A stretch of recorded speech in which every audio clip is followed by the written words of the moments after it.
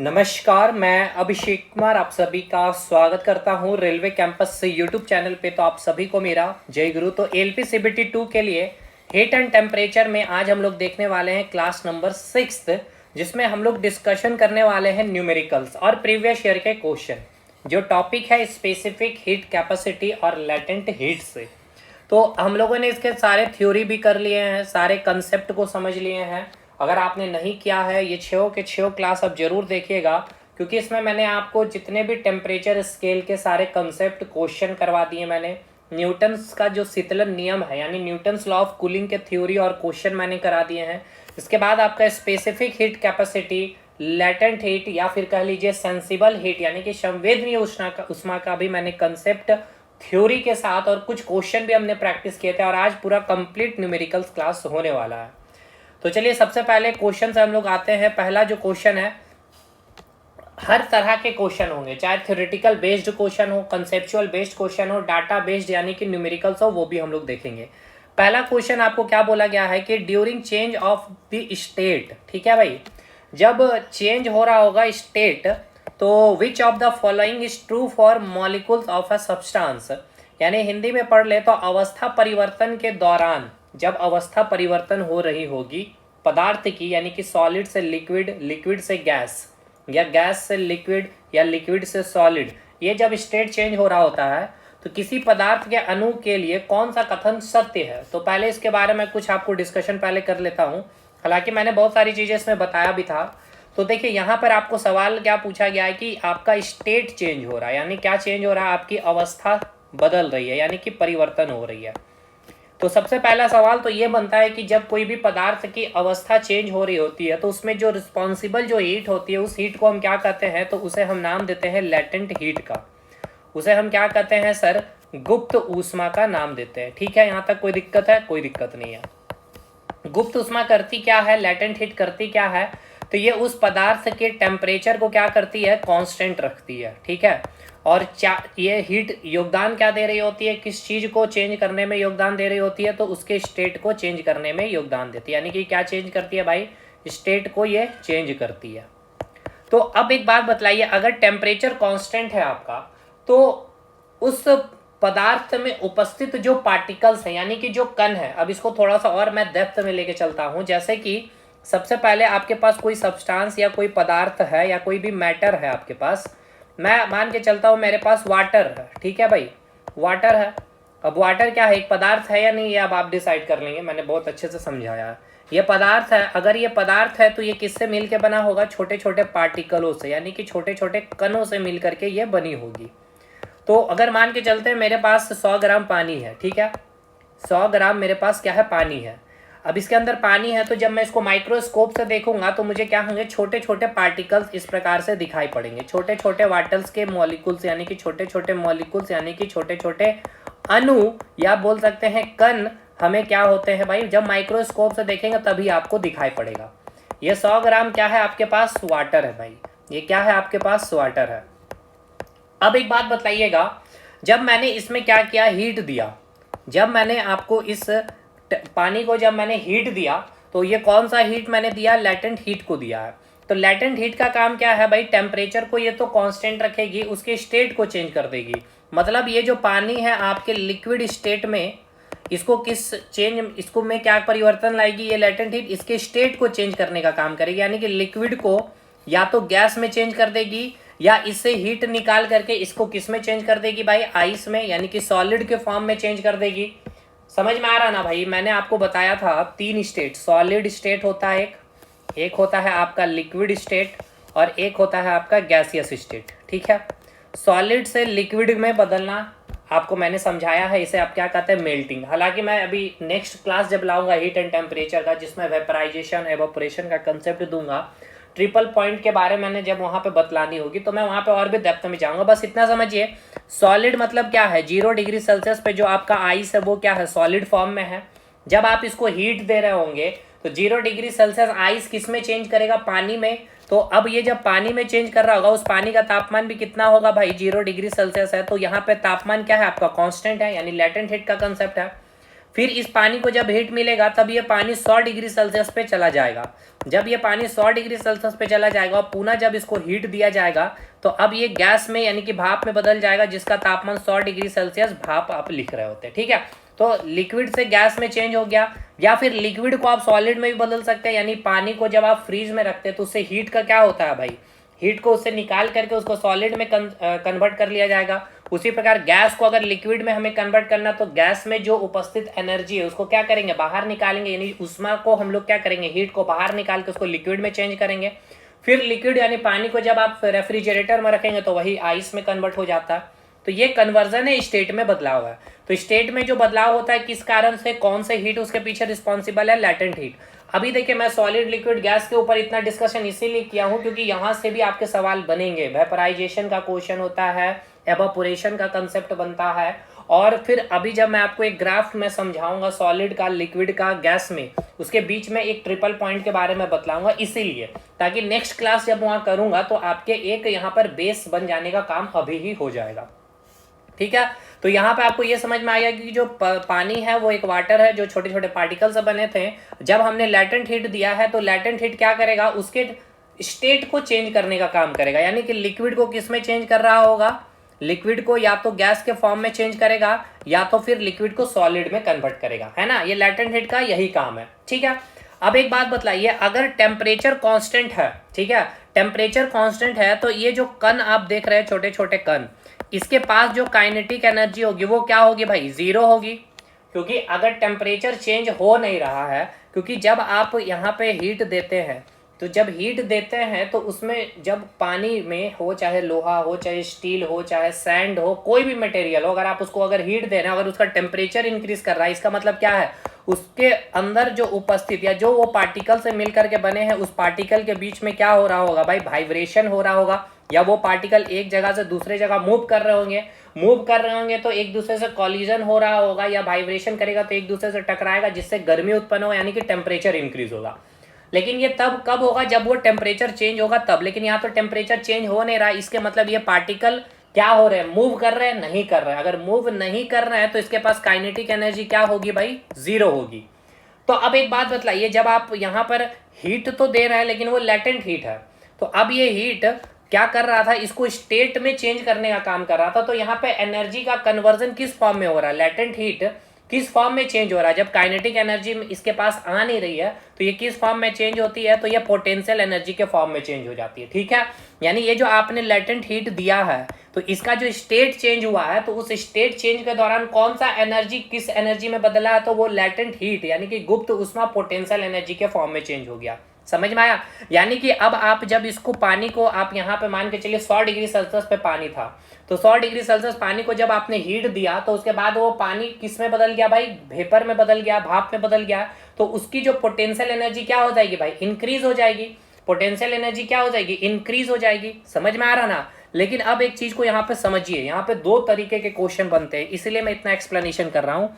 अभी मेरे पास है 0 डिग्री सेल्सियस पे आइस, ठीक है, यहाँ पे 0 डिग्री सेल्सियस पे आइस है। अभी मैंने इसको हीट दिया है, अभी मैंने इसको जब हीट दिया है तो अब ये किस में कन्वर्ट हो गया है, 0 डिग्री सेल्सियस पानी पे कन्वर्ट हो चुका। ठीक है, ये कौन सा हीट होगा, लैटेंट हीट होगा, लैटेंट हीट ऑफ फ्यूजन आप बोल सकते हैं।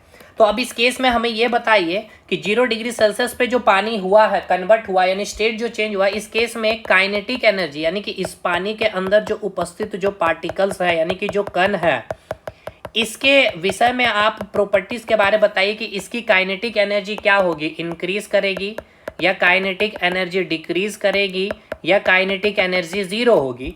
तो भाई अभी मैंने बताया लेटेंट हीट के केस में क्या होता है, आपका टेम्परेचर कांस्टेंट होता है ना।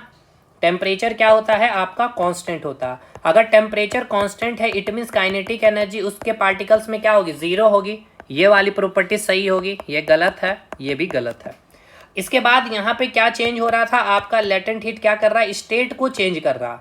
अगर स्टेट चेंज हो रहा है यानी ये लेटेंट हीट किस फॉर्म में, एनर्जी का आप बचपन से पढ़ते आए हैं कि energy neither be created nor be destroyed although it may changes from one form to another form. यानी ऊर्जा को ना तो उत्पन्न किया जा सकता ही ना ही नष्ट किया जा सकता, बल्कि एक फॉर्म से यानी एक रूप से दूसरे फॉर्म में बदला जा सकता है। यानी कि ये जो लेटेंट हीट जो आपने एनर्जी दिया है इस आइस को, यानी इस आइस को, यानी इस आइस में उपस्थित जो पार्टिकल्स है, जो कण थे, इस कण को जो आपने एनर्जी दिया यानी कि लेटेंट हीट दिया, ये लेटेंट हीट किस फॉर्म में चेंज हो गया है? तो वो चेंज होता है आपका पोटेंशियल एनर्जी के फॉर्म में। अब यहाँ पोटेंशियल एनर्जी क्या होगा? अब यहाँ पे ये दूसरा क्वेश्चन आपका बनता है, पोटेंशियल एनर्जी जीरो रहेगा या पोटेंशियल एनर्जी इंक्रीज करेगा या पोटेंशियल एनर्जी आपकी डिक्रीज कर जाएगी? तो भाई यहाँ पे समझना है कि आइस क्या हो रहा है, आइस मेल्ट कर रहा है, ठीक है। अब अगर आइस मेल्ट कर रहा है तो आप पहले हमें ये बताइए, आइस के बारे आप हमें पहले ये बताइएगा, आइस कौन सा स्टेट में? सॉलिड स्टेट में है। अब सॉलिड की वो सारी प्रॉपर्टीज फिजिक्स के क्लास में मैंने बताया था मैटर चैप्टर में, कि इसमें सारे जो प्रॉपर्टी, जो इसके पार्टिकल्स होते हैं वो क्या होते हैं भाई?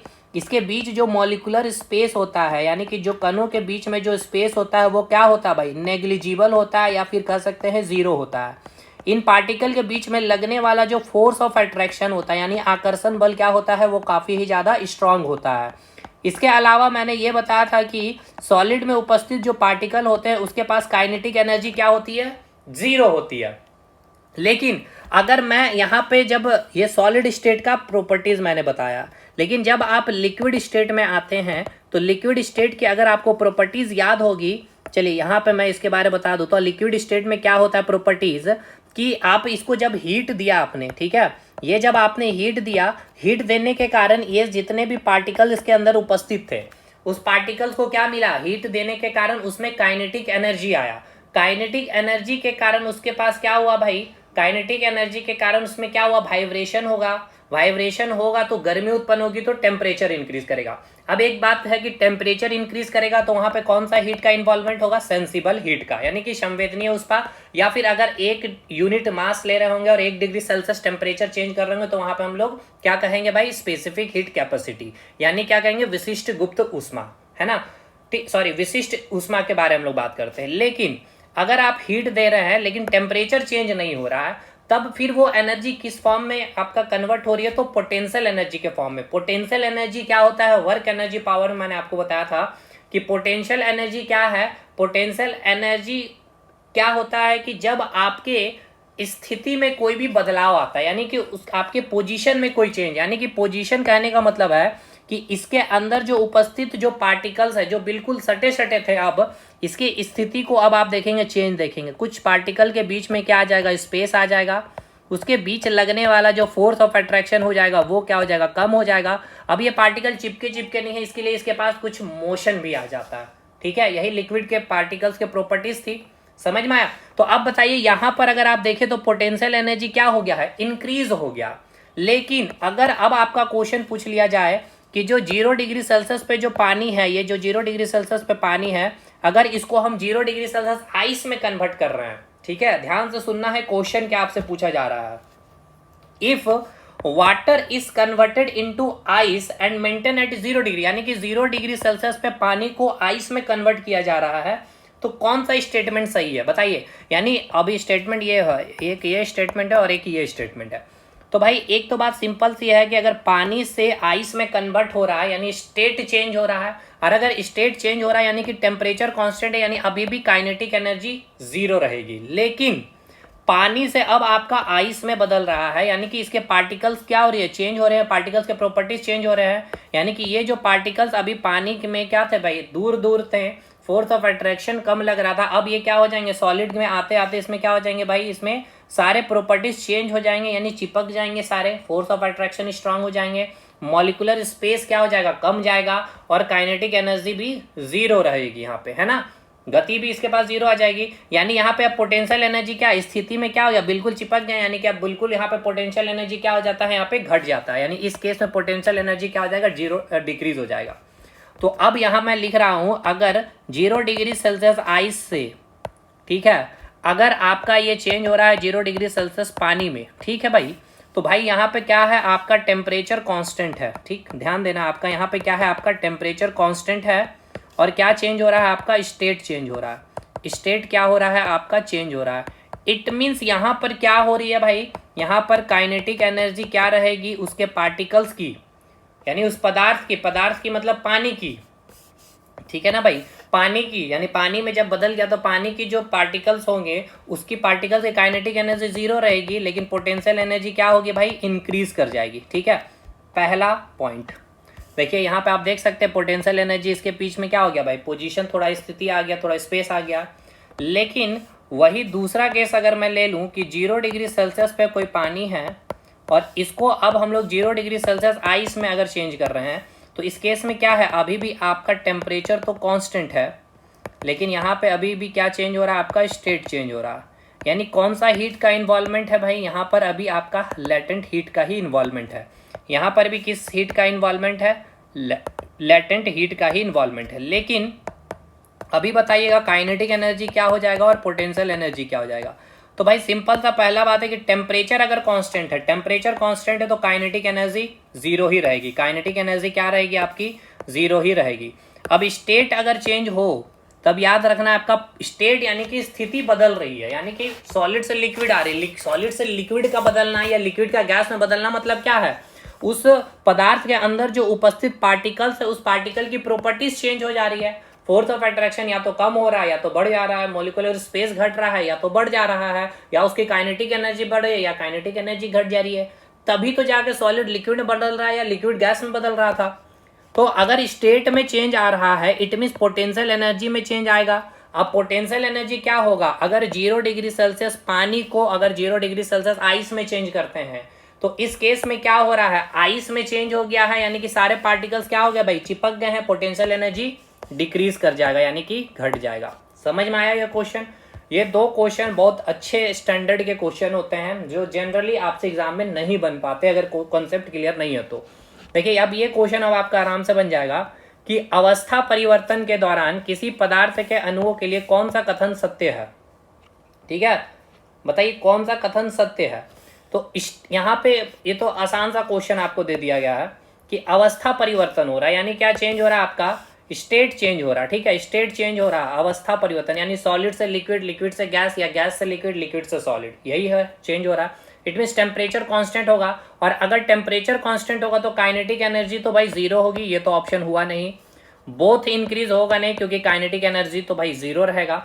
अब रहा बात यहाँ पर दूसरा दो ऑप्शन, तो भाई स्टेट चेंज होता है तो पोटेंशियल एनर्जी क्या होती है आपकी, चेंज करती है, या तो वो इंक्रीज करेगी या फिर डिक्रीज करेगी। अब यहाँ बात कांस्टेंट तो होगा ही नहीं, ये भी ऑप्शन खत्म, तो यहीं से आप ऐसे भी ऑप्शन टिक कर सकते हैं। समझ में आया ना, तो पोटेंशियल एनर्जी क्या होगी भाई, इंक्रीज।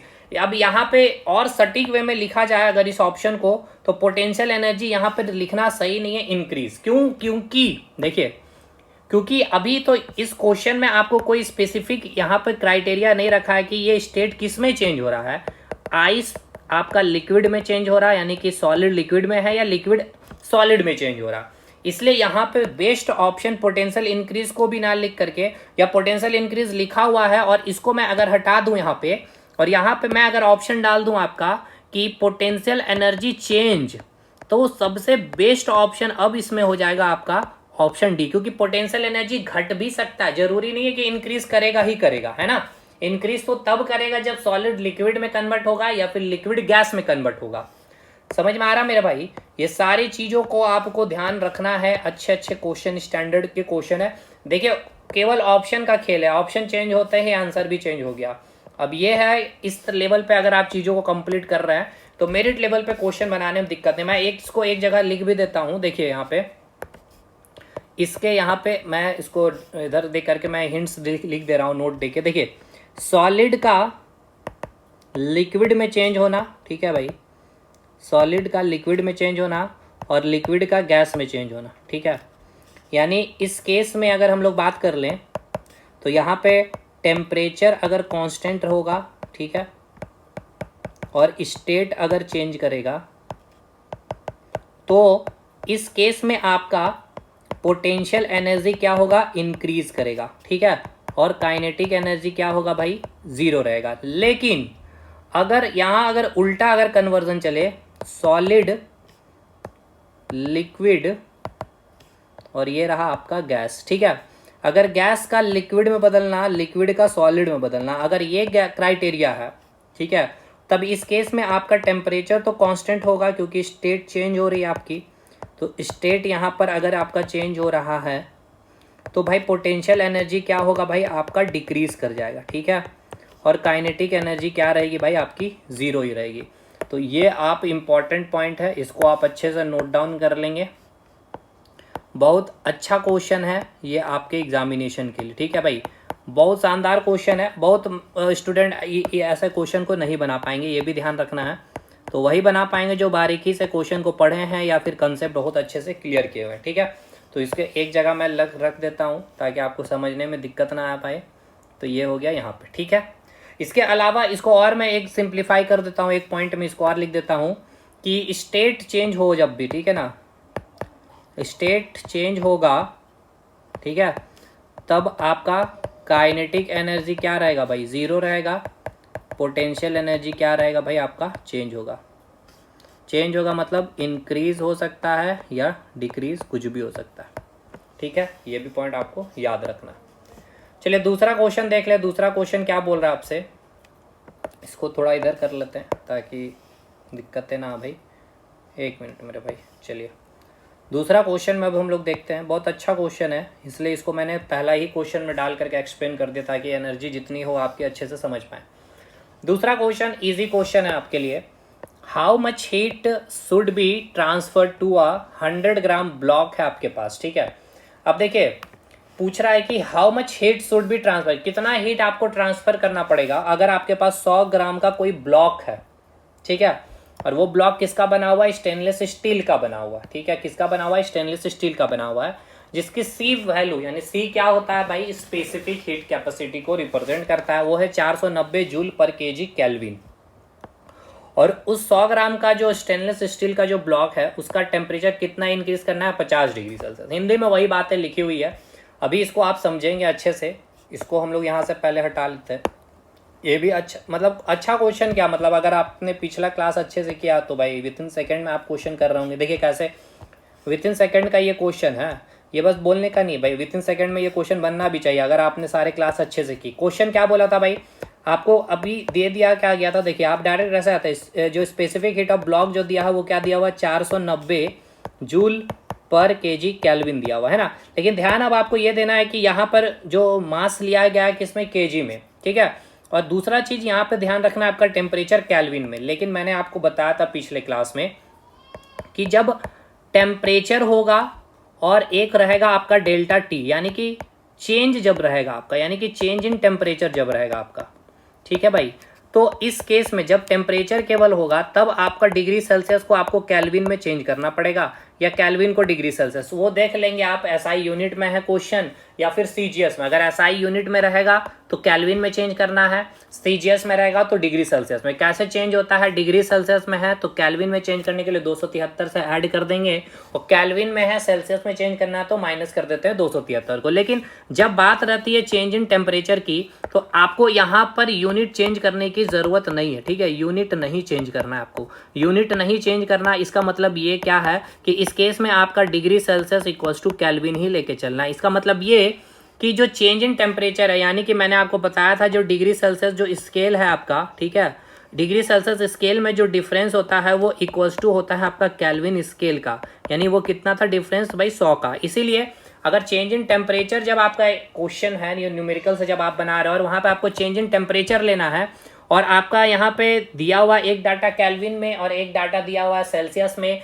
या ऑप्शन दिया हुआ सेल्सियस में, तो आपको कोई नीड नहीं है आपको यहाँ पे टेम्परेचर का क्या यूनिट चेंज करने का। क्यों, क्योंकि ऐसा इसीलिए क्योंकि यहाँ पे जो डिफरेंस होता है केल्विन और डिग्री सेल्सियस का वो इक्वल होता है। समझ में आ गया ये बात। चलिए तो ये रही बात यहाँ पे एक इंपॉर्टेंट बात।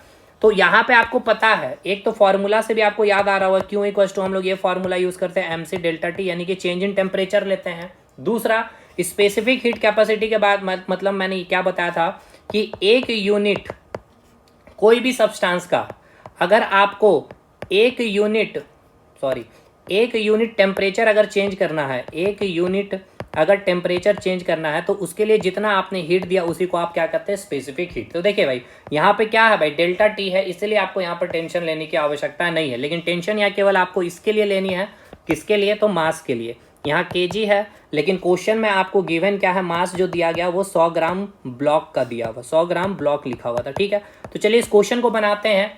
तो चलिए इस क्वेश्चन में अगर हम लोग इसको यहाँ से स्टार्ट करते हैं, इसका मतलब क्या है, पहले इसका मतलब क्या हमें ये बताइएगा। इसका मतलब ये है कि 1 केजी जो ब्लॉक है आपका, ठीक है, उस ब्लॉक का अगर हमें कितना टेम्परेचर, 1 यूनिट, ठीक है। केल्विन में यहाँ पे दिया हुआ है, क्योंकि चेंज इन टेम्परेचर लेते हैं इसलिए कोई दिक्कत वाली बात नहीं है। 1 यूनिट अगर टेम्परेचर चेंज करते हैं तो उसके लिए हमें हीट कितना देना पड़ता है, 490 जूल। इसका मतलब यही है। लेकिन बात यहाँ पे ये है सर कि यहाँ पे कितना दिया गया सर, ग्राम में दिया। तो चलिए 1 kg को पहले ग्राम में चेंज कर लेते हैं, तो ये हो गया 1000 ग्राम ब्लॉक, ठीक है, का अगर 1 यूनिट टेम्परेचर चेंज करते हैं तो हमें 490 जूल देना होता है। अब हम इसको यूनिटरी मेथड से 1 ग्राम ब्लॉक अगर मैं लिख दूं यहाँ पे, तो यहाँ पे क्या आ जाएगा, 1 यूनिट टेम्परेचर चेंज करने के लिए 490 बटा 1000 आप लिख सकते हैं कि नहीं, पहले ये बताइएगा। जूल हो गया। अब आपका क्वेश्चन में कितना दिया गया भाई, 100 ग्राम ब्लॉक है ना, मास कितना दिया हुआ भाई, 1000 है, सॉरी 1000 है आपका। तो यहाँ पे 1000 है तो और ईजी आ गया आपके लिए, तो डाटा और भी आसान हो जाए। 1000 ग्राम है तो चलिए यहाँ पे हम लोग कर दे रहे हैं 1000 ग्राम। चलिए ठीक है, एक ग्राम यहाँ पे आ गया, तो इसका कितना हीट चाहिए, इतना हीट चाहिए। तो 1000 ग्राम ब्लॉक आपका निकालना है। इसके लिए कितना, अच्छा टेम्परेचर कितना चेंज करना है, यहाँ पे क्वेश्चन में देखिए लिखा गया 50 डिग्री सेल्सियस, ठीक है। तो चलिए 50 यूनिट हमें टेम्परेचर चेंज करना है, डिग्री सेल्सियस रखी है, केल्विन में कोई दिक्कत वाली बात नहीं है। तो 490 अपन 1000 है, तो यहाँ पे क्या है, 1000 से आपका इधर मल्टीप्लाई हो जाएगा इंटू ये 50 से भी हम लोग मल्टीप्लाई करेंगे। 1 यूनिट को यहाँ पे क्या किया, 50 से मल्टीप्लाई। तो LHS में जो करते हैं वही RHS में भी करते हैं। 1000 से 1000 इधर कट गया, तो आंसर कितना आ गया, 490 गुना 50, इतना जूल, ठीक है। मिल गया जवाब, आंसर। अब बाकी ये आपको अब यहाँ से भी आप ऐसे कर सकते हैं, MC डेल्टा T, सिंपल सा क्वेश्चन था। मास कितना है यहाँ पे आपका, 1000 ग्राम था, ठीक है, 1000 ग्राम। C की वैल्यू कितनी दी हुई थी भाई, 490 जूल पर kg केल्विन था, ठीक है। तो यहाँ पर अब आपको क्या करना था भाई, कि अब आपको यहाँ पर सबसे पहले पता है क्या है कि 1 kg में क्या होता है, 1000 ग्राम होता है, ठीक है। 1000 क्या होता है आपका, ग्राम होता है। तो या तो आप इसको चेंज कर लीजिए, 1 kg लिख लीजिए, ठीक है। पहले यहाँ पे इंटू डेल्टा टी क्या है भाई, 50 है, पहले इसको 50 कर लेते हैं। तो या तो 1000 ग्राम को 1 kg कर लीजिए, या 1 kg में 1000 ग्राम लिख लीजिए। तो ये पूरा कट जाएगा। नहीं समझे, कोई बात नहीं, फिर मैं आपको समझाता हूँ। देखिए यहाँ क्या लिखा हुआ है, 1 kg इक्वल्स टू 1000 ग्राम होता है, बिल्कुल। तो यहाँ पे देखिए 1000 ग्राम मैंने लिख दिया है इंटू 490 जूल। इस kg के जगह आप क्या लिख सकते हैं, 1000 ग्राम, ठीक है, 1000 ग्राम लिख दिया हूँ, केल्विन इंटू 50। तो 1000 ग्राम ये कट गया, ठीक है, और ये आपका डिग्री सेल्सियस, ये केल्विन कट जाएगा, क्योंकि चेंज इन टेम्परेचर है तो डिग्री सेल्सियस केल्विन दोनों कट जाएगा आराम से। तो 490 गुना 50 आपका आंसर हो जाएगा, 490 गुना 50 जूल, ठीक है। वही चीज़ आपका यहाँ पर भी आया था। हो गया, ये क्वेश्चन बन गया। चलिए आगे बढ़ते हैं। अगला क्वेश्चन है, मतलब सारे IQ लेवल पे क्वेश्चन है ये सारे। पानी किस तापमान पर तरल और ठोस दोनों स्थितियों में मौजूद हो सकता है। मतलब पानी जो है वो आपका तरल और ठोस, यानी पानी जो है आपका तरल, मतलब ऐसा समझिए कि वो लिक्विड स्टेट में भी हो सकता है, एंड किस में हो सकता है, सॉलिड स्टेट में भी। यही ना सवाल था, यानी कि तरल और ठोस दोनों स्थिति में हो सकता है। बताइए भाई। तो आपको पता है, देखिए 0 डिग्री सेल्सियस पे आपका था आइस, फिर आपने इसको लेटेंट हीट दे करके क्या किया, 0 डिग्री सेल्सियस पानी में आपने इसको चेंज किया, फिर इसको आपने हीट दिया, सेंसिबल हीट, तो ये फिर चेंज हो गया 100 डिग्री सेल्सियस पानी में, फिर 100 डिग्री सेल्सियस पानी को लेटेंट हीट मिला, तो ये किस में चेंज हो गया, 100 डिग्री सेल्सियस भाप में। तो पहले हमें ये वहाँ पे सीक्वेंस बताइए, ये क्या रहा आपका, सॉलिड रहा, ये क्या चीज़ में रहा आपका, लिक्विड स्टेट में रहा, ये भी आपका लिक्विड स्टेट में है आपका, ये चेंज हो गया आपका गैसियस स्टेट में। अभी यहाँ पे हीट का इन्वॉल्वमेंट मैं अगर आपसे पूछूँ तो यहाँ कौन सा हीट है भाई, तो ये आपका लेटेंट हीट हो जाएगा, क्योंकि यहाँ पर टेम्परेचर कांस्टेंट है, यानी ये हो गया लेटेंट हीट ऑफ फ्यूज़न। यहाँ 0 डिग्री से टेम्परेचर चेंज हो रहा है, तो यहाँ पर कौन सा हीट है भाई, यहाँ पे आपका सेंसिबल हीट है, ठीक है। यहाँ पर टेम्परेचर कांस्टेंट है, तो यहाँ पे लेटेंट हीट ऑफ वेपराइजेशन है। अब आपको बोला गया कि जो पानी है, ठीक है, पानी यहाँ भी पानी है, यहाँ भी पानी है, ठीक है। पूछा है कि पानी लिक्विड और सॉलिड स्टेट, ठीक है। क्वेश्चन फिर से पढ़िए, पानी किस तापमान में, किस टेम्परेचर पे लिक्विड और सॉलिड स्टेट में रह सकता है। तो पानी 0 डिग्री सेल्सियस पे भी लिक्विड स्टेट में रह सकता है, और 100 डिग्री सेल्सियस पे भी लिक्विड स्टेट में रह सकता है, ठीक है। तो भाई यानी 100 डिग्री सेल्सियस और 0 डिग्री सेल्सियस दोनों में, तो 100 डिग्री सेल्सियस और 0 डिग्री सेल्सियस, तो 100 डिग्री सेल्सियस में भी रह सकता है पानी आपका, ठीक है। पानी आपका 100 डिग्री सेल्सियस पे भी रह सकता है और 0 डिग्री सेल्सियस पे भी रह सकता है। 100 पानी किस तापमान पर तरल और ठोस दोनों स्थितियों में मौजूद हो सकता है। अच्छे से क्वेश्चन पे, which temperature can water exist in both, मतलब पानी दोनों स्टेट में किस टेम्परेचर में रह सकता है। 0 डिग्री सेल्सियस में आपका पानी हो सकता है बिल्कुल, और 100 डिग्री सेल्सियस में भी आपका पानी आएगा, ठीक है। और 0 डिग्री सेल्सियस को अगर आप कैल्विन में चेंज करेंगे तो 273 कैल्विन होगा ये भी, यानी कि बोथ नहीं, यहाँ पे ऑप्शन हो जाएगा ऑल ऑफ द अबव, ठीक है। Option D is the right answer होगा, यानी all is the right answer, ठीक है। क्वेश्चन 3 मतलब समझ में आ गया ना। एक बार आप भी चेक कर लेंगे कि क्वेश्चन अच्छा है ये क्वेश्चन, तो कहीं मिस्टेक तो नहीं हो पा रहा ना भाई। पूछा गया था, फिर से एक बार क्वेश्चन देख लेते हैं कि किस तापमान पर ये तरल पे भी होगा और ठोस, यानी कि लिक्विड स्टेट में भी रहेगा और सॉलिड स्टेट पे भी रहेगा। कौन? वाटर, ठीक है। तो अगर हमने वाटर की स्थिति देख ले, पोजीशन, तो 0 डिग्री सेल्सियस पे भी हो सकता है पानी आपका, जब बर्फ़ पूरा पिघल गया 0 डिग्री सेल्सियस पे तब है। और फिर जब आप उसको देखेंगे तो 100 डिग्री सेल्सियस के बाद ये पानी क्या होगा? उबलना स्टार्ट हो जाएगा। और ये 0 डिग्री सेल्सियस को आप लिख सकते हैं ना कैल्विन में, 273 कैल्विन। इसीलिए मैंने तीनों ऑप्शन को सही किया, ठीक है। ऑल ऑफ दी अबव इसका सही हो जाएगा, ठीक। चलिए ऑप्शन डी को इसका ऑल ऑफ दी अबव होगा। चलिए भाई आगे बढ़ते हैं अगले क्वेश्चन में। किसी पदार्थ की, अच्छा क्वेश्चन है ये भी, देखिए, किसी पदार्थ की जो विशिष्ट ऊष्मा धारिता किस पे निर्भर, यानी the heat capacity of substance किसके ऊपर डिपेंड करती है। अगर आप अच्छे से समझे होंगे तो मैंने स्पेसिफिक हीट कैपेसिटी के बारे में मैंने आपको बताया था क्या, कि यूनिट मास, ठीक है, और कितना टेम्परेचर चेंज होता है? यूनिट टेम्परेचर चेंज होता है, ठीक है। यूनिट टेम्परेचर क्या होता है आपका? चेंज होता है। और यूनिट मास का यूनिट टेम्परेचर चेंज करने के लिए जो ऊष्मा की आवश्यकता होती है, यानी कि जो हीट की नीड होती है, उसे ही आप क्या कहते हैं? Specific heat. यानी कि मास क्या है? यूनिट है, यानी मास कांस्टेंट है।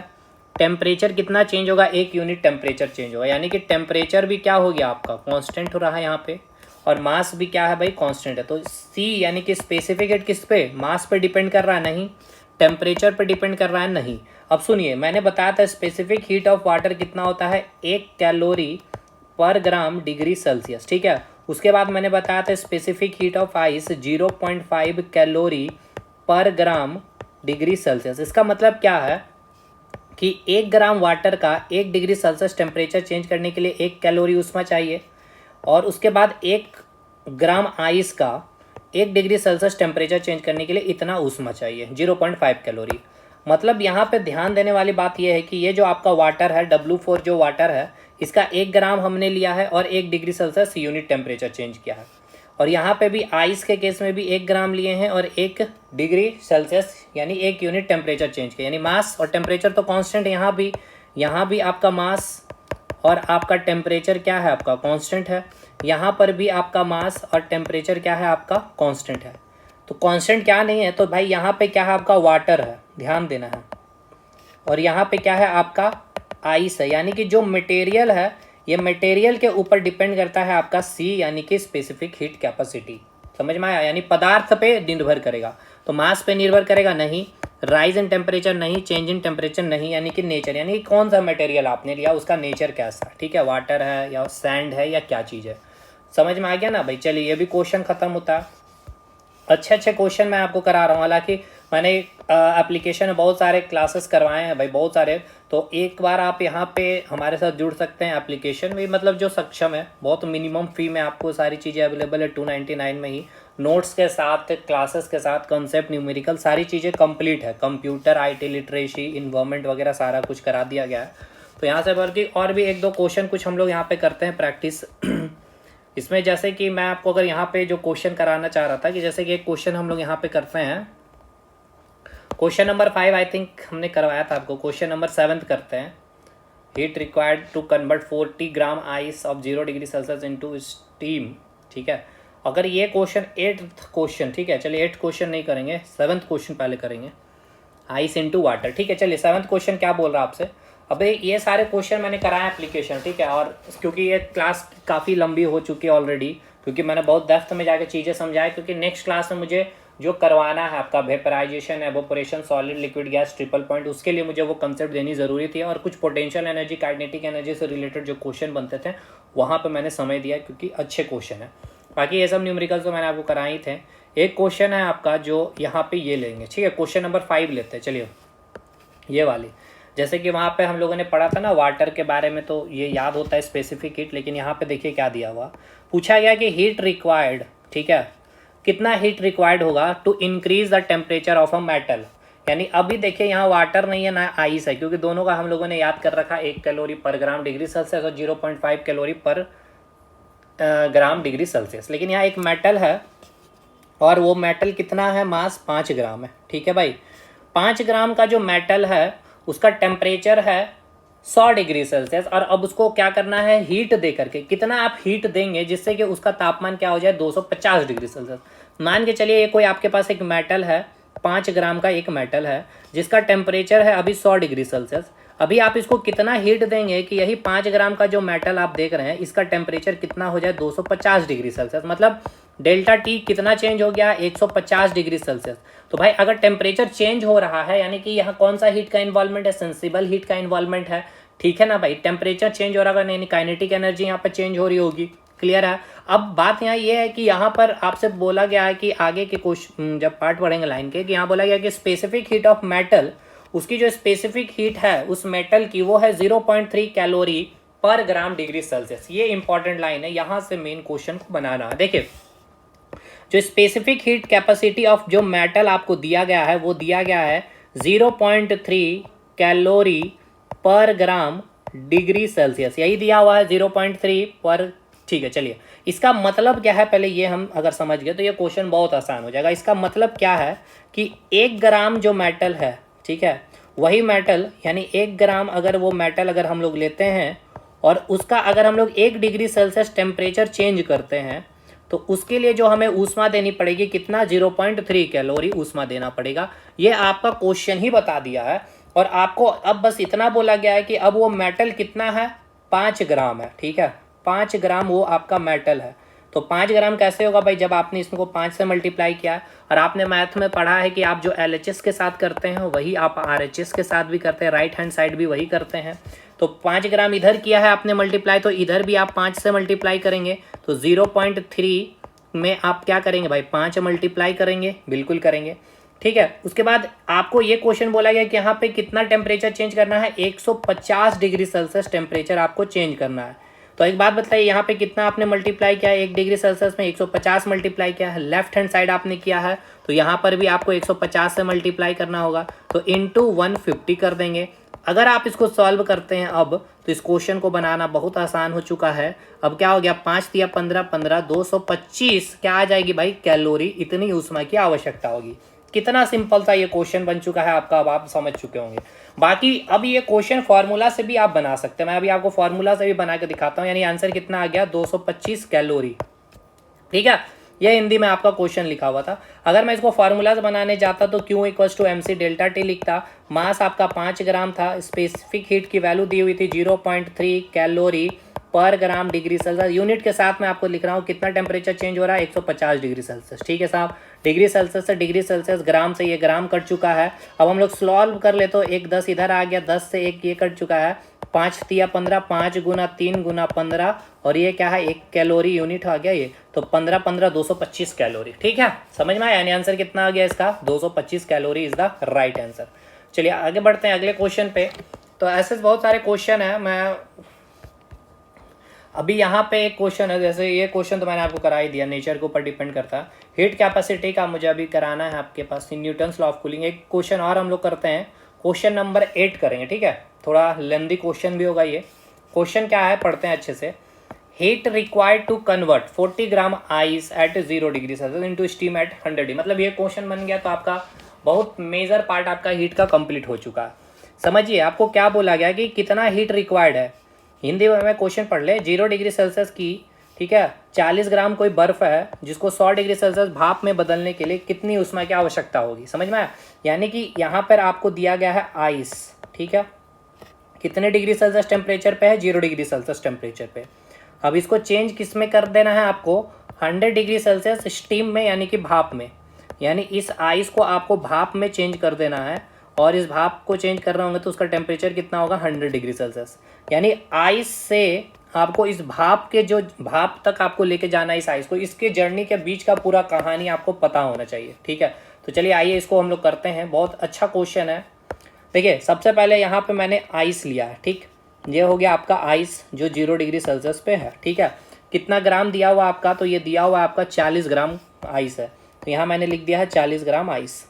ठीक है, अब इसको हमने जब यहाँ पर हीट सप्लाई किया होगा तो भाई एक बात बतलाइए, अब 0 डिग्री सेल्सियस आइस किस में चेंज हो जाएगा आपका, तो ये आपका अब चेंज हो जाएगा पानी में, ठीक है। पानी में चेंज कर चुका होगा, ये किस में चेंज कर चुका होगा भाई, पानी में। लेकिन अभी भी इसका तापमान कितना होगा, 0 डिग्री सेल्सियस ही होगा कि नहीं, पहले मैं ये बताइए। बिल्कुल, यानी यहाँ पे कौन सा हीट यहाँ पे अभी लग रहा है भाई, तो ये ध्यान देना है, ये जो आपका आइस था, ये आइस किस स्टेट में है, आपका सॉलिड स्टेट में है। अब ये किस स्टेट में चेंज हो चुका है, आपका पानी यानी कि लिक्विड स्टेट में चेंज हो चुका है। ध्यान से देखिए, सॉलिड से लिक्विड स्टेट में चेंज हो चुका है, टेम्परेचर जीरो यानी टेम्परेचर कांस्टेंट है। तो यहाँ कौन सा हीट का योगदान होगा, लेटेंट हीट ऑफ फ्यूजन होगा, ठीक है। चलिए आगे बढ़ते हैं अब हम लोग। अब फिर से फर्दर हमने यहाँ पे हीट दिया हमने। अब अगर फर्दर हमने यहाँ पे जब हीट दिया तो हमने ये देखा कि अब ये पानी जो है, अभी पानी का जो तापमान है, ये पानी का तापमान कितना हो चुका है, 100 डिग्री सेल्सियस हो चुका है, ठीक है। 100 डिग्री सेल्सियस पानी का तापमान हो चुका है। पानी है तो भाई ये किस स्टेट में है, लिक्विड स्टेट में। अब ध्यान देने वाली बात यहाँ पर यह है कि यहाँ पर ये लिक्विड स्टेट है, ये भी लिक्विड स्टेट है, यानी स्टेट तो चेंज नहीं हो रहा, लेकिन टेम्परेचर अगर आप देखें तो 0 से कितना हो चुका है, 100 डिग्री सेल्सियस, यानी टेम्परेचर चेंज हो रहा है।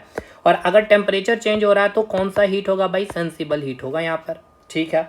अब हमें यहाँ पे फिर से आगे देखना है, क्योंकि भाप तक का हमें इस कंडीशन लेना, फिर से हमने इसको हीट प्रदान किया है। अब जैसे ही हमने इसको हीट यहाँ पर दे दिया, अब ये चेंज हो चुका है 100 डिग्री सेल्सियस भाप में, ठीक है। ये किस में चेंज हो चुका है, 100 डिग्री सेल्सियस भाप में, यानी वेपर स्टेट में, यानी किस स्टेट में आ चुका है, गैसेस स्टेट में। तो अब ध्यान देने वाली यहाँ पर बात यह है कि अब ये जो लिक्विड स्टेट से किस स्टेट में आ चुका है, गैसेस स्टेट में। 100 डिग्री सेल्सियस टेम्परेचर यहाँ कांस्टेंट है, इसका मतलब यहाँ कौन सा हीट का योगदान होगा, लेटेंट हीट व वेपराइजेशन। तो कितना ऊष्मा की आवश्यकता है, हीट की आवश्यकता बताइए। तो आप क्या लिखेंगे, सबसे पहले लेटेंट हीट ऑफ फ्यूजन, ठीक है, ये वाली, प्लस उसके बाद ये आ जाएगी सेंसिबल हीट आ जाएगा, प्लस उसके बाद ये वाली आ जाएगी लेटेंट हीट ऑफ वेपराइजेशन।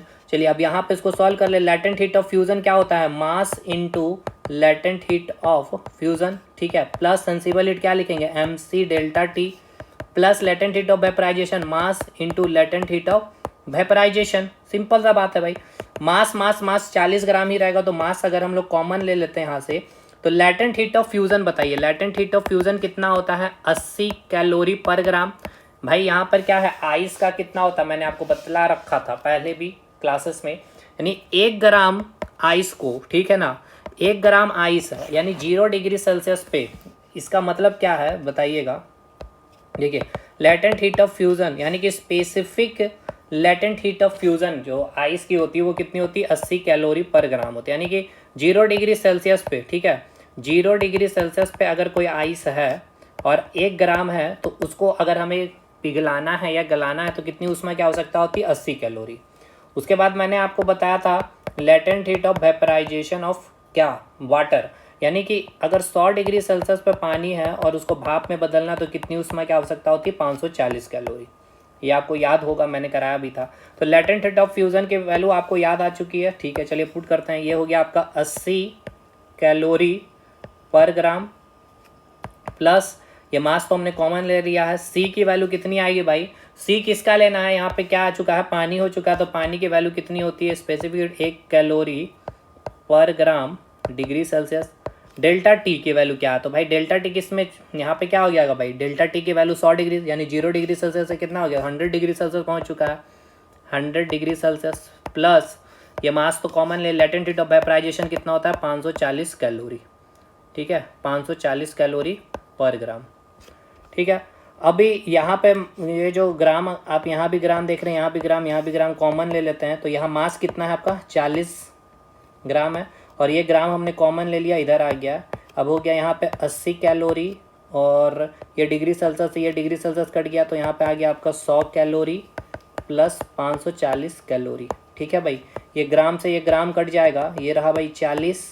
अब यहाँ पे सॉल्व कर लेते हैं, कितना हो गया, 100 500 640, 60 यानी कि 720, ठीक है, कैलोरी। कितना आ गया, 4 से मल्टीप्लाई करेंगे, 4 दूनी 8, 4 छक 24, 4 सत्ते 2880 कैलोरी, या 2.880 किलो कैलोरी, या फिर 4.2 से मल्टीप्लाई करेंगे तो इतना जूल हो जाएगा, ठीक है, समझ में आया। तो सबसे लेंदी क्वेश्चन है ये, अभी और भी लेंदी होगा, मैंने कहा भी है, फिर मिक्सचर का भी क्वेश्चन लेंदी होगा, लेकिन ये मीडियम रेंज का ये क्वेश्चन मैंने आपको समझा दिया है। कुछ नहीं था यहाँ पे अब आपका केवल डेल्टा टी कितना चेंज हो रहा है, तो देखिए 0 डिग्री सेल्सियस से 100 यानी डेल्टा टी का बस यहाँ पे 100 डिग्री का कैलकुलेशन था और कुछ नहीं था। ठीक है, तो ये है। बाकी नेक्स्ट क्लास में मिलेंगे, कंसेप्ट जो टॉपिक है उसके साथ मिलेंगे। ठीक है, जो मैंने बता रखा सिलेबस में। चलिए तो भाई मिलते हैं नेक्स्ट क्लास में, तब तक के लिए धन्यवाद।